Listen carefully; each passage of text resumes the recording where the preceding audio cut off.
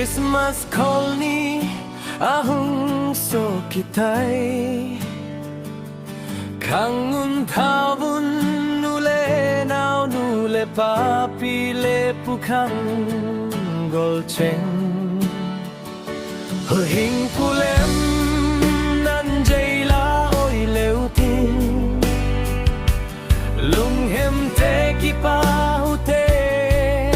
Ang gui te halutin lem kom mu te Nau sen leng Jesu Hallelujah Beng tai leng Emmanuel Hallelujah Lung tai ganan kom nga Chu hi tin lem mu te leng chung nung Nang le kay la na na tong Din na peng